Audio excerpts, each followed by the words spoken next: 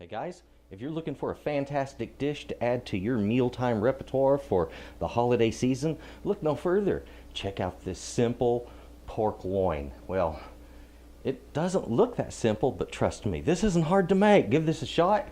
You're going to love this recipe. It's delicious. Hello, welcome back to Texas Cooking Today. On this episode, guys, we're going to be making a delicious dish. This is a roasted rosemary pork loin. It's going to also have some garlic and some almonds on that crust. Oh, it's going to be delicious. And the juices that we get off of the roast, we're going to mix those with some cherries. We're going to make a Tart Cherry Compote to put over the top of that meat. You're going to have these wonderful harmonious flavors going on.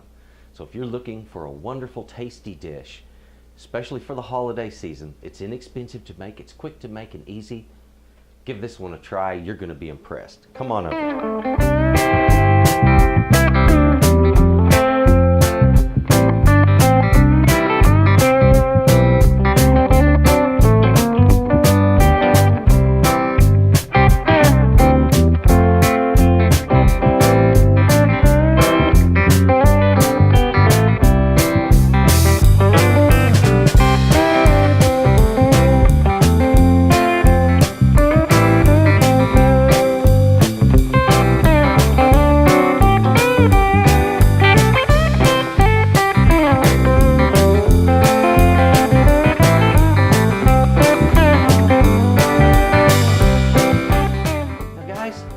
Let's start with the star of the dish here. This is about our pork loin.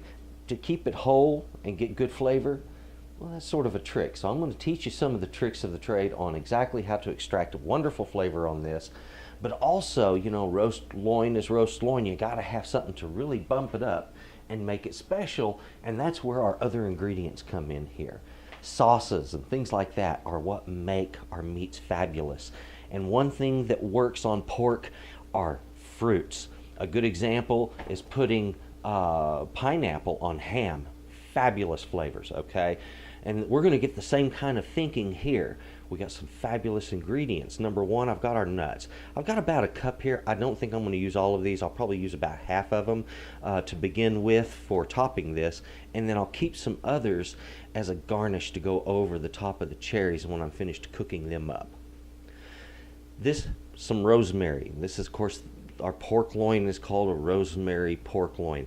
And this is a wonderful flavor to cook up with pork. It just kind of marries well with it. Also, garlic. And when you put garlic and rosemary together on pork, bam, they just snap. So we have these fabulous goodies. This is simply some pie filling, okay? So this is basically about 20 or 24 ounces, somewhere in there, of tart cherry pie filling. Over here I've got some white wine, 1 cup of white wine, and I'm going to put that in the pan underneath the roast. Also some pepper and salt, like to put that on my roast. Let's get on to getting this thing cooked up. Right here I have a very simple glass pan. In the bottom of it I have a pan rack. You don't have to do this, but I do like to raise the meat up off of the bottom so I get a better air circulation underneath it and more browning all the way around and a faster, more even cook. Let's go ahead and prepare our spices and flavorants for our roast. I'm gloving up, and I'm doing this because in a little bit my hands are going to be all over that meat, and then I want to do a quick cleanup. A couple of things I'm going to have to do is I'm going to have to process my garlic, and I'm going to have to process my rosemary. I think I'm going to start with the garlic. Now that scab end, I don't really like anybody ever seeing that in my food, so I'm kind of particular. I like to go ahead and remove that little guy. Though I have several cloves here, I brought in the small ones from the middle, so that really equals about 1. So I have the equivalent of about 3 cloves of garlic. Doesn't take a lot for this, guys, okay? You don't have to just smother this with garlic. And the rosemary goes a long, long way, especially if you chop it up the way we're going to. Never pre-cook that rosemary because it will release its flavor like you can't believe, and then you're going to wish to God you hadn't. Now, the reason I mash these things down to start them, this is important, guys. I don't want that clove rolling around on me while I'm trying to chop it up.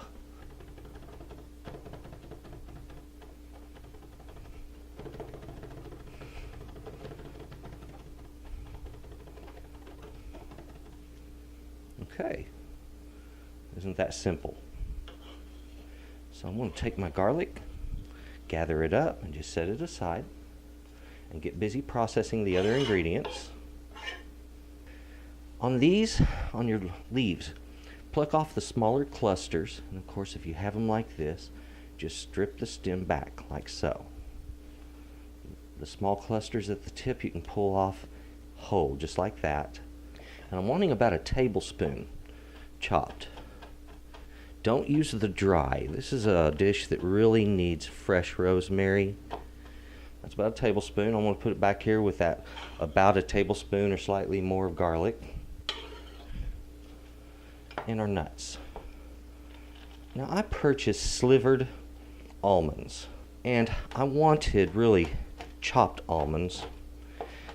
Now I have an almond chopper, but you know what, that takes all of the fun out of it, doesn't it? There we go. I'm going to scoop up that garlic and rosemary, and I want to combine them. Now all I need to do is get this onto the pork itself and get the pork into my pan. I don't want salt or the nuts all the way around, just on the top of it. This is the bottom. The top is my fat side. So the first thing, a little bit of salt, some black pepper. The reason the fat goes up, folks, and this is important, and don't trim that fat off. A pork loin is naturally lean. It's a lean cut of meat. You can't get around that.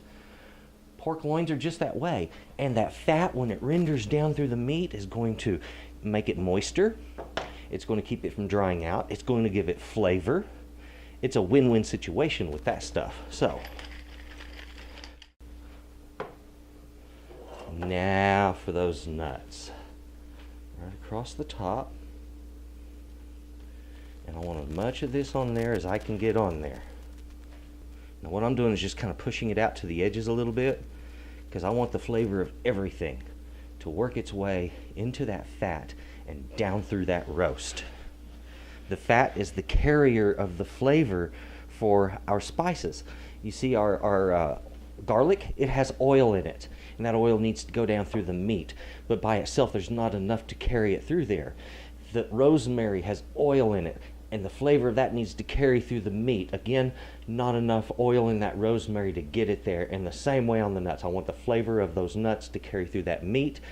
The fat is our carrier, folks. It picks up the flavor, takes it through the meat, keeps the meat moist, and this is delicious. Now, it's done. Isn't that beautiful? Let's get over here on our pan. Next thing, I'm going to put my wine in the pan. Match it with an equivalent amount of water, 1 cup of each, and we're ready to put this in the oven. There we have it. I added that cup of water on top of this wine, just mixed them together. The liquid's there to provide steam, keep this from getting too dark on the outside, but also it gives a fabulous, fabulous tasting au jus. Now, let's go down here with it.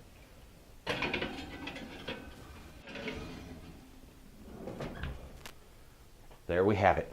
It's in the oven. I just got to let it roast now. Be patient. Now I think it's time to go what? Oh, that's right. Watch the ball game. See you later, guys. This has been almost 2 hours. I've turned on my thermometer here. I'm just going to sink it right down into the middle. I'm at 155.1, which is a beautiful medium temperature. I'm going to transfer it to this platter. There we go. I have placed my cherries in a saucepan. I'm going to turn this down to a medium heat, and I'm going to gently stir in the drippings from my pork. Now what I'm doing here is I'm marrying flavors. Now, look at this. See that kind of thick mixture I've got? Let's go ahead and place a little bit of salt in there. Not a lot, doesn't take much on something like this. Very little goes a long way. Now that mixture I put in it, not only does it have a pork flavor, it has a slightly acidic flavor from the white wine.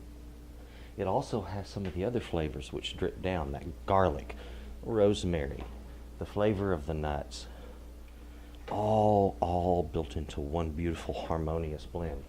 And once this has come up to a simmer and the cherries have heated, that sauce is heated, then it's ready to be put with our pork. Now, as you can see, the whole dish, that's pretty darn easy, isn't it?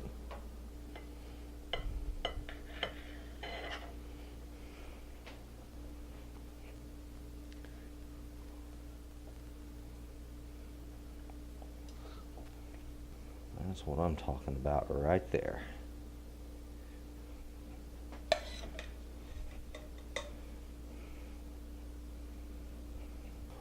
Still put a few more of these here and there and about. This needs just a few fresh nuts. Absolutely beautiful. Now folks, that right there, that's the way to do a pork loin. Hey, looky there. Isn't that beautiful? Look at that gorgeous dish. Now if that doesn't say holiday dish to you, you haven't been paying attention, folks. Okay, that's got a holiday color, that's got a holiday dish written all over it. You need to serve this one up to the family. Everyone's gonna like this. Now, I want to grab a little piece of that meat. Oh yeah. Now, I got some of these cherries left over here. I'll take advantage of them. Oh yes. Get a little bit of nut and a little bit of cherry and meat.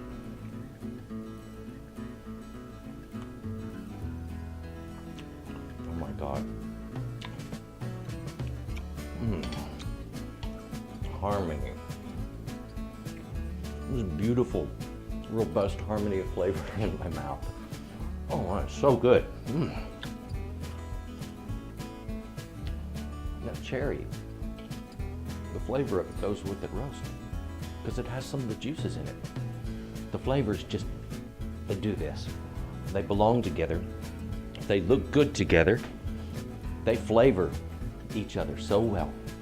All of this is delicious. Guys, give this dish a try, and I'd like to say thank you. Thank you very much for watching Texas Cooking Today. To my subscribers, thank you very much. And if you haven't subscribed, guys, why not? I've got some great recipes coming out all the time, wonderful techniques, stuff you won't see elsewhere. And on this show, you actually get real tutorials. So give us a try. Now also, if you would please share the videos. I need all the help I can get these days. And that would help a lot. You folks have a good day. Bye. Hey guys, thank you for watching Texas Cooking Today. Do appreciate it. If you would, please subscribe. If you like this, just click like down there, and if you would, I would really appreciate it if you add me to your favorites. Thank you.